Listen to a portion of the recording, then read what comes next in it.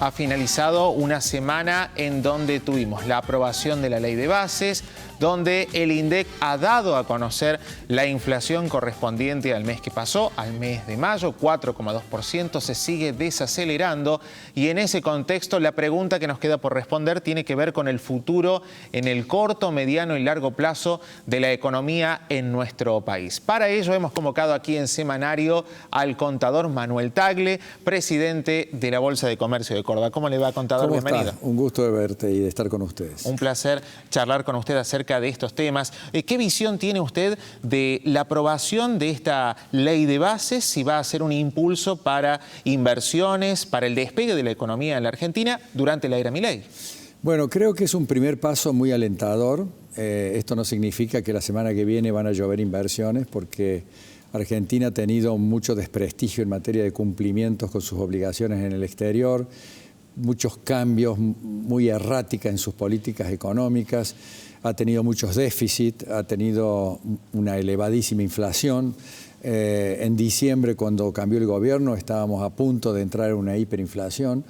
Así que el mundo y los inversores obviamente son cuidadosos, quieren tener seguridad antes de dar algunos pasos, pero la aprobación de la ley de base significa un apoyo a la política que está encabezando el presidente Milei, que es una política basada en la macroeconomía, es decir, él quiere enderezar los desequilibrios y los desajustes que tienen las cuentas del sector público, que tienen enormes déficits, tenían enormes déficits. Ahora él ha logrado el superávit fiscal, ha controlado el proceso de emisión de moneda, y con todo ello ha logrado que el proceso inflacionario, con la firmeza que lo ha encarado y con la reducción del gasto público que ha hecho, el proceso inflacionario comience a declinar. Y ese es un síntoma alentador que, sumado a la aprobación de la ley de bases, que es un espaldarazo para el presidente, a pesar de que esa ley buscaba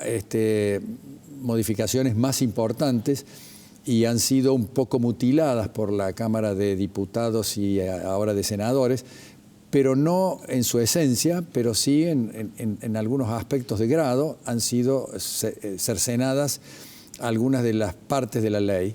Pero de todos modos creo que es muy positivo, porque significa un espaldarazo a un presidente que solamente tiene 7 senadores en su partido para poder aprobar esta ley, y ha logrado reunir a 36 senadores que lo apoyen, claro, y contra 36 en contra. Tenés así que la vicepresidenta tuvo que desempatar, ¿no? Contador, esta semana se conoció la aprobación de un nuevo desembolso del Fondo Monetario Internacional de 800 millones de dólares, pero claro, digamos, el FMI está pidiendo más ajuste fiscal, ¿no? ¿Esto va en detrimento del avance o de un futuro próspero para la economía del país? No, yo creo que el ajuste fiscal que ha hecho Milei el Fondo Monetario lo convalidó y estaba de acuerdo. No sé qué conversación tendrá en estos días con la directora del Fondo Monetario Internacional, pero me parece que él ha logrado mucho más de lo que el Fondo Monetario le exigía. Así que ahora lo que tiene que lograr es que esto tenga consistencia y se prolongue en el tiempo, y no que las presiones, tanto políticas como partidarias o como empresarias, inclusive sociales, pero bueno, ahí hay que tener cuidado porque hay problemas sociales que hay que atenderlos, pero de todos modos, todas esas otras presiones conspiren contra la consolidación de este proceso de equilibrio o superávit fiscal, que es fundamental para que el país comience a estabilizarse y lograr la estabilidad monetaria. Los países, cuando logran la estabilidad monetaria, comienzan inexorablemente un proceso de crecimiento económico sobre la base de la confianza, y ahí comienzan a venir las inversiones de afuera, las inversiones de adentro también, porque generan, a través de la confianza, generan realmente un proceso muy positivo. Uno de los bastiones de campaña de Milei fue la liberación del cepo al dólar. ¿Estamos cada vez más cerca o es muy lejos? Estamos muy lejos de esa decisión. Yo creo que ellos deberían haber liberado el cepo un poquito antes, quizás. Ahora la brecha se distanció un poco más, pero todavía está en un valor no tan peligroso, no tan grave, no tiene una brecha del 80, 90, 100 como tuvo, 120 como tuvo el kirchnerismo. Y creo que hay que ir hacia una eliminación del cepo, porque ahí se va a normalizar toda la función del mercado comercial, de todo lo que es exportaciones, importaciones, transferencias financieras al exterior, pagos de deuda, pagos de dividendos, todo lo que hace que signifique una regularización de la balanza de pagos de Argentina, que hasta el momento sigue estando regulada. Es lo único que Milei aún no ha podido liberar. Y bueno, y creo que esto tiene que liberarse lo antes posible. Ellos van a buscar el momento con el ministro Caputo y en eso tenemos que ser pacientes y esperar que ellos lo hagan en el momento quizás más oportuno posible. Ahora, volviendo al tema de la ley de bases, ¿qué pasa con la coparticipación, digamos, que es, digamos, uno de los principales ingresos que tienen las provincias hoy por hoy? Bueno, la ley de bases le da facultades al presidente para que pueda tener cierta discrecionalidad con las transferencias discrecionales a las provincias y eso va a significar que las provincias van a tener que negociar con el presidente o con el gobierno nacional, el ministro de Economía o el ministro del Interior, o el jefe de gabinete, que en este caso ahora es Guillermo Francos, para que se asignen ciertas partidas que van a ser muy necesarias para las provincias. Yo creo que el shock inicial que produjo Milei es para generar una especie de confianza a su proceso de estabilización. Pero una vez producida esa confianza, que ya se ha logrado bastante, porque hemos tenido un índice de inflación del 4,2 en mayo, va a haber margen para empezar a flexibilizar un poco las partidas hacia las provincias, hacia los sectores quizás sociales también que requieren alguna flexibilidad de las partidas presupuestarias del gobierno nacional, ¿no? La inflación lentamente comienza a desacelerarse, uno lo puede ver en algunos productos de las góndolas de los supermercados, pero también hay que ser realistas y pensar que hay servicios que siguen subiendo su precio, como la comunicación, la telefonía celular, el internet. ¿Qué pasa con esta cuestión, ¿no? Porque tiende a la baja, pero resulta que al común de la gente o al clase media le sigue costando llegar a fin de mes. ¿Tiene que ver por la falta de actualización de la paritaria como uno de los ejes? Bueno, sí, la paritaria no ha acompañado a lo mejor con la velocidad que han subido algunos precios, pero los precios que han subido de más, indudablemente van a tener que alinearse después, porque si la contracción monetaria es consistente y el superávit fiscal también, no va a haber pesos en el mercado como para que los que pretenden cobrar caro los productos puedan venderlos sin problema. Lamentablemente va a haber poco dinero para poder hacer frente al pago de servicios y bienes que han subido de precio excesivamente. Y ese es parte del proceso de desinflación que el país necesita consolidar. En ese sentido hay que confiar de que estos procesos tienen estas aristas en donde algunas empresas intentan subir precios, pero después tienen que reacomodarse. Nosotros lo vemos en el mercado también de autos, ha habido un reacomodamiento de baja con algunos descuentos, planes financieros sin interés a corto plazo, pero importantes. Bueno, todo esto ya se empieza a notar en la economía. Y esto se va a terminar de expandir a todos los sectores, porque no existe que un sector pueda subir los precios, salvo que sea monopólico, y que en ese caso el gobierno va a tener que, por supuesto, aplicar la ley de defensa del consumidor o antimonopolio, pero que en la Argentina no hay muchos casos. En última instancia hasta se puede abrir la economía también para que vengan productos del exterior a competir con los productos que tienen una especie de posición de privilegio al tener poca competencia en el mercado interno. De todos modos, yo soy optimista, creo que eso no está sucediendo en demasiados sectores y creo que con algunas medidas que se pueden tomar se van a alinear también eso. El proceso es inexorable, la inflación con estas medidas va a declinar, se va a consolidar y vamos a tener una de las cosas más importantes que tiene una economía, que es el resurgir del crédito.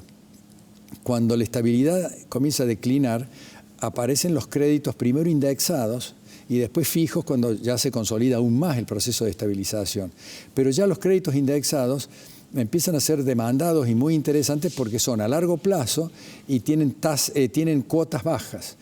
Entonces la gente puede, desde adquirir una vivienda, refaccionar la vivienda. Se reactiva el consumo. Comprar un automóvil con esos créditos, una heladera, una cocina, muchos bienes que en muchos sectores sociales en este momento son inaccesibles sin crédito.